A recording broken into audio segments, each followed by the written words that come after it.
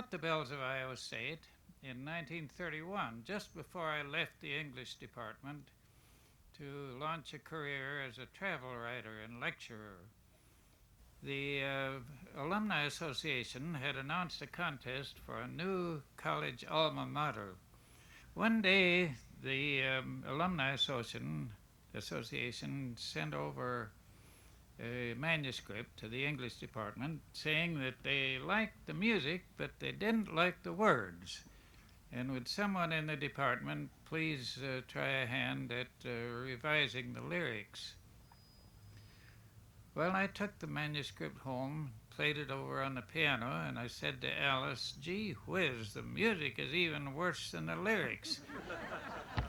I could write a better song than this." "Well, wise guy," she said, "why don't you do it? There's a $100 prize, and we could sure use the money."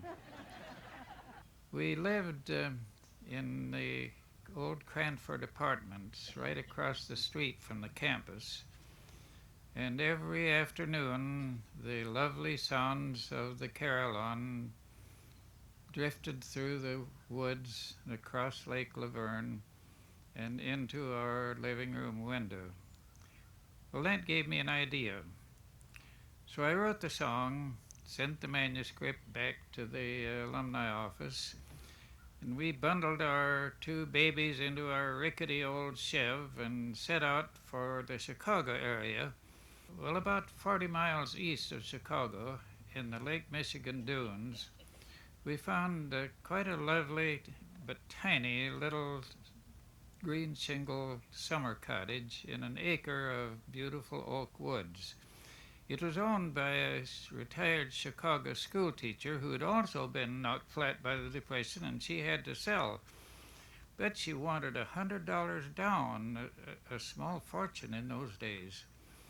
But the next afternoon, there was a big manila envelope from Iowa State College in the mail for me in the little village of Porter. Well, I said, my manuscript's come back. I've lost, so we'll get along somehow.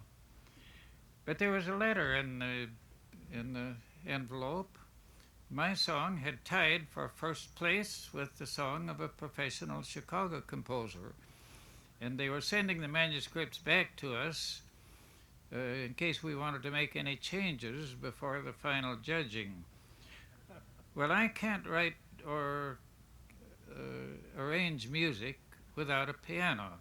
I don't have any technical background in musical composition any more than I have in English. I don't even have a minor in English. Don't tell anybody.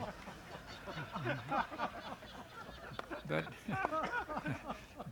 so we picked out the most imposing-looking residence in the little town. I still remember it, a big Middle Western respectable brick with dahlias and cannas in the front yard. And I marched up to the door, knocked, and a sweet-faced, gray-haired old lady came to the door. "Madam," I said, "do you have a piano?" "Oh, yes, we already have one." "Well, I don't want to sell you one," I said, "but I need one for a little while in the worst way." And I explained. Well, her face lighted up just like a Christmas tree. "For goodness sake," she said, "come right in. My daughter, Florence Bussey Smith, used to be head of home economics at Ames." Is that your wife and baby out in the car? Tell them to come in. I'll make lunch for them." So while old Mrs. Bussey and Alice discussed child raising, I sat at the piano, made a couple of changes in the harmony, and sent the manuscript back to the alumni office. 10 days later, we got a check for $100 in the mail. I marched around to the school teacher, endorsed the check to her, signed the contract, and that night we were unrolling our bedrolls on the floor of our new home.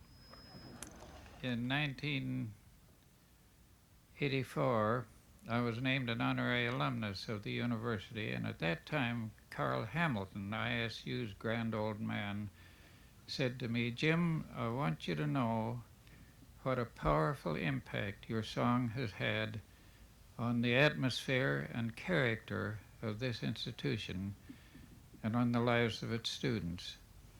It will outlive you by 1,000 years if ISU and the human race are still around that long."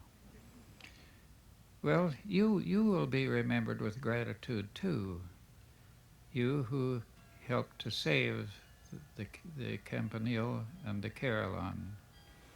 Thanks to you, its inspiring message will continue to echo in the hearts of Iowa Staters and influence their lives for many, many years to come. Green hills for thy throne, and for crown a golden melody, ringing in the hearts of all who bring thee love and loyalty. Dear Alma Mater, make our spirits great, true, and valiant, like the bells of Iowa State. Thank you.